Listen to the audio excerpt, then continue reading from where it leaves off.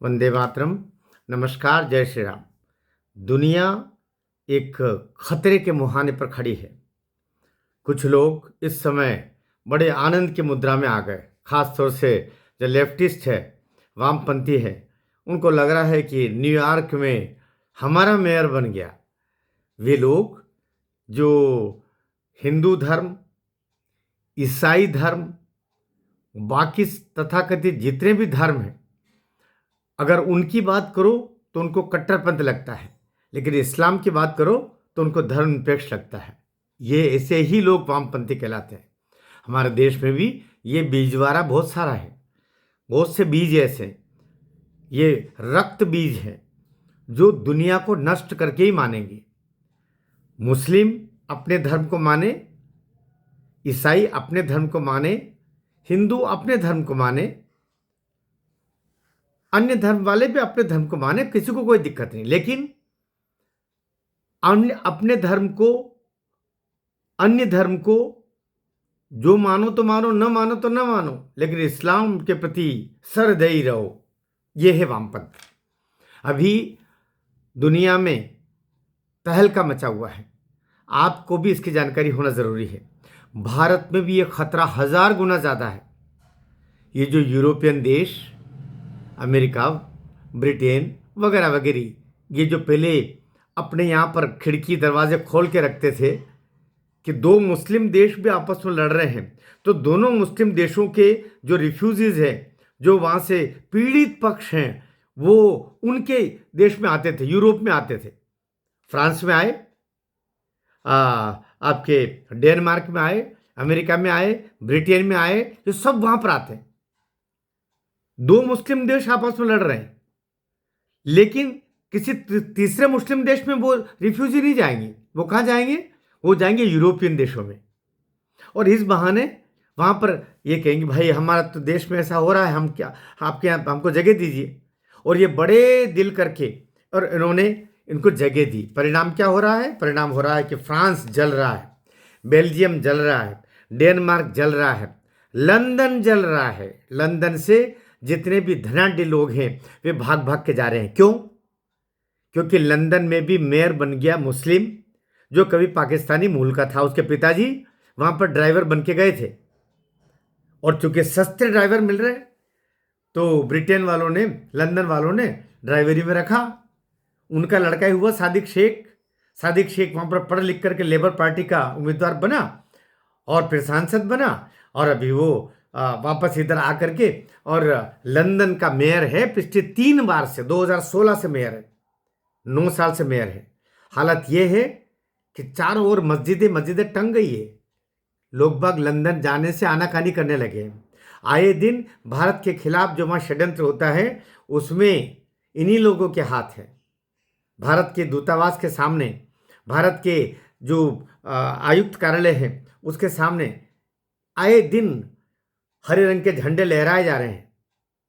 और वहीं पर सिख आतंकवाद भी, हमारे सिख बंधु राष्ट्रभक्त थे, लेकिन सिख बंधुओं को भी बदनाम करने के लिए खालिस्तान नाम से वहां पर भी आंदोलन को खूब हवा दी जाती है। तो लंदन जल रहा है, जो कभी स्वर्ग हुआ करता था। जिस लंदन ने दुनिया पर राज किया, जिस ब्रिटेन ने दुनिया पर राज किया, वहां हाहाकार मचा हुआ है इसी बड़े दिल के कारण से। वो सब आसपास के रिफ्यूजी जो दो मुस्लिम देशों की लड़ाई में वहां लंदन चले आए, लंदन के इर्द गिर्द जितने देश वहां घुस गए सब, और फिर वहां की नागरिकता ग्रहण करके और धीरे धीरे करके और उस शहर को नर्क बनाने की प्रक्रिया में आगे बढ़ गए। तो लंदन नर्क बना। महापौर सादिक खान, जो पाकिस्तान मूल का है, उसके पिताजी पाकिस्तान मूल के थे, ड्राइवर बन के गए थे। एक और उदाहरण, अभी अमेरिका का सबसे बड़ा शहर, सबसे धनवान शहर न्यूयॉर्क, पहली बार वहां पर भी जोहरान साहब आ गए। जोहर किनको करना पड़ा है, और अब जोहरान वहां पर पहुंचे। तो ये जो जोहरान ममदानी है, जोहरान ममदानी वहां के महापौर चुन लिए गए। न्यूयॉर्क जैसे शहर का पहली बार वहां पर भी मुस्लिम मेयर बना है, महापौर बना है। और वो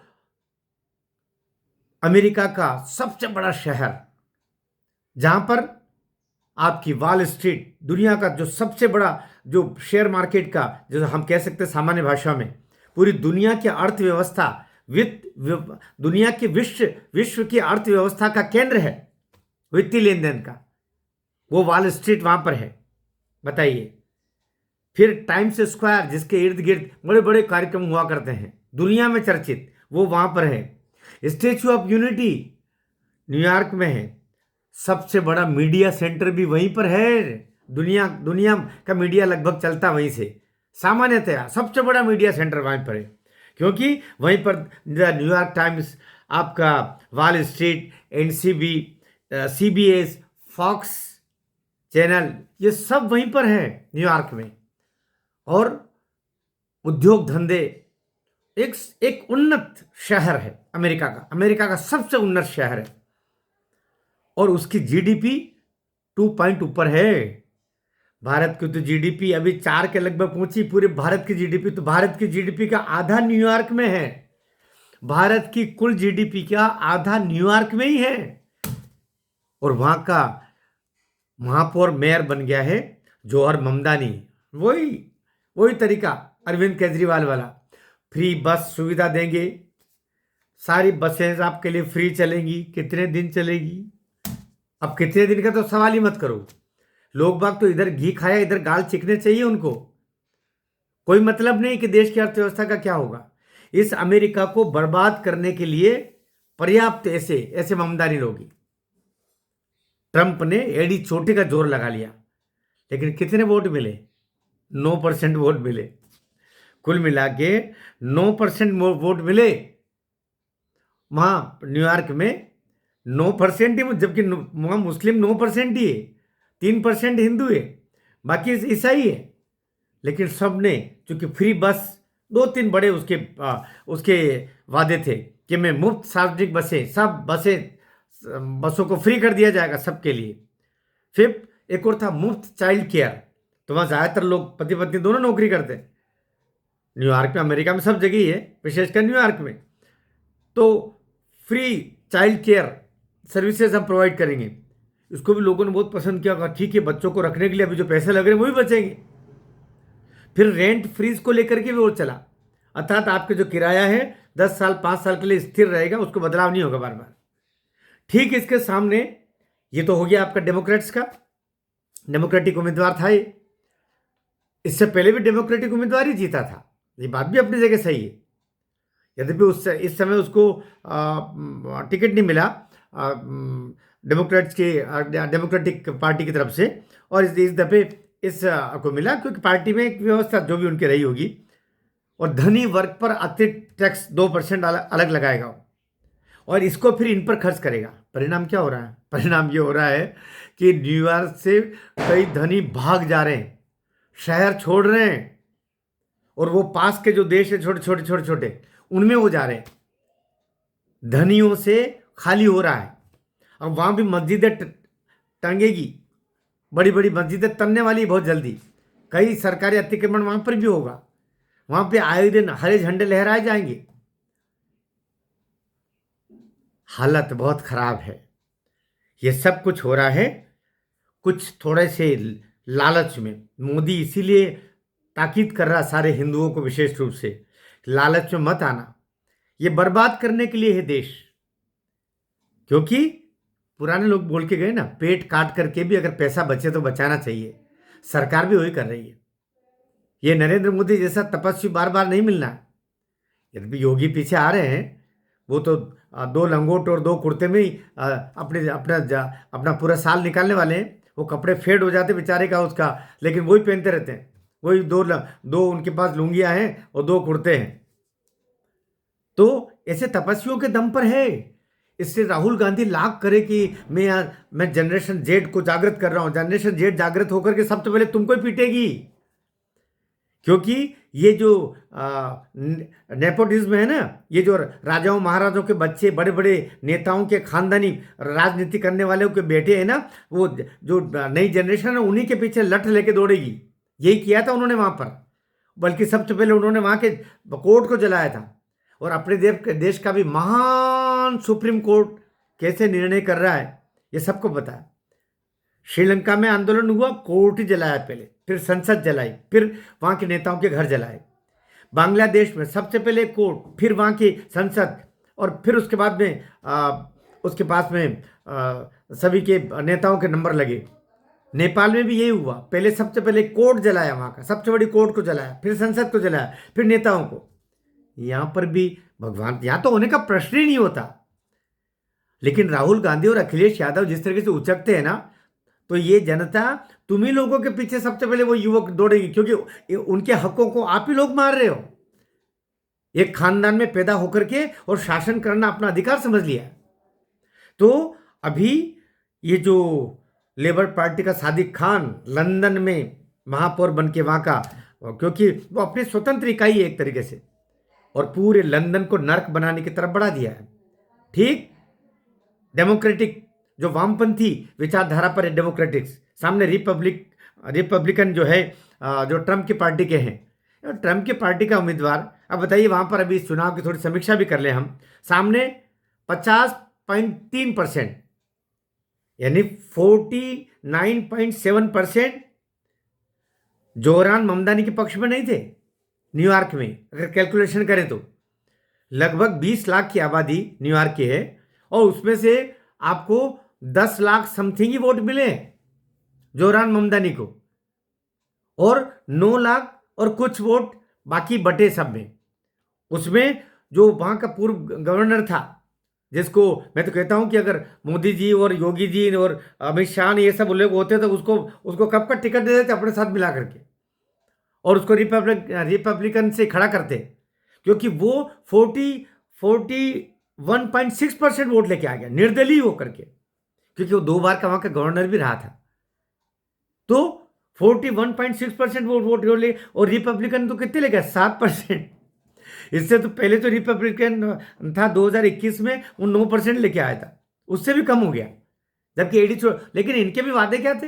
इनके वादे थे, हम आपको खूब सुरक्षा प्रदान करेंगे, हम आपके सुरक्षा व्यवस्था को खूब अच्छी करेंगे, और आपका खूब ध्यान रखेंगे, और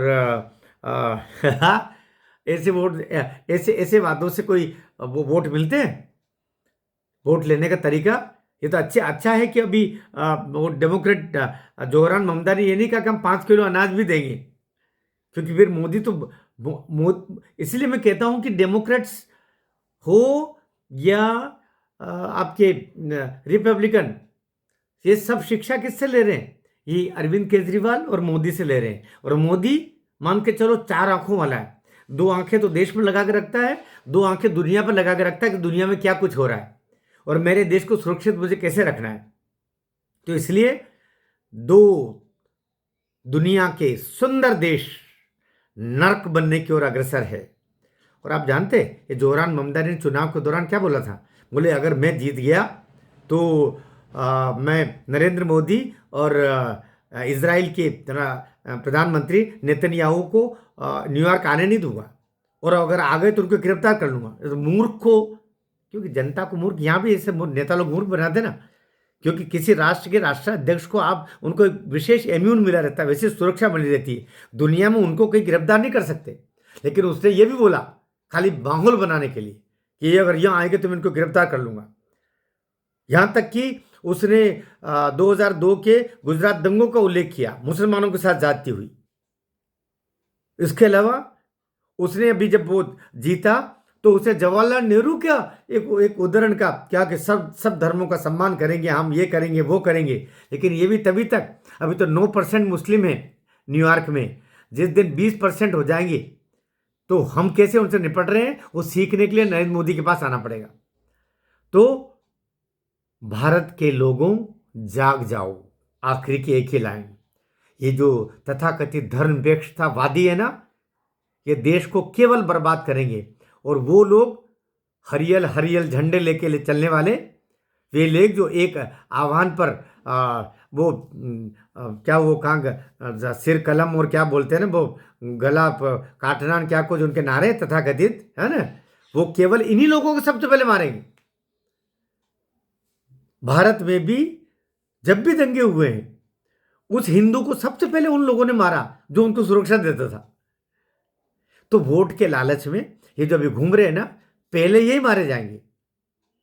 इसलिए वो पंडित धीरेन्द्र कृष्ण शास्त्री बेचारा 29 साल का लड़का अभी अभी 7 नवंबर से 16 नवंबर तक दिल्ली से हस्तिनापुर के, उसका पुराना नाम है, वहाँ से लेकर वृंदावन तक की यात्रा कर रहा है। इसीलिए कर रहा, जागो रे, मारे जाओगे वरना। तुम्हें अच्छी नींद सुलाने के प्रयास में है, और फाइनली ये लोग पूर्ण नींद में सुला देंगे जिसमें जगते भी नहीं वापस। इसलिए जागो। भारत माता की जय।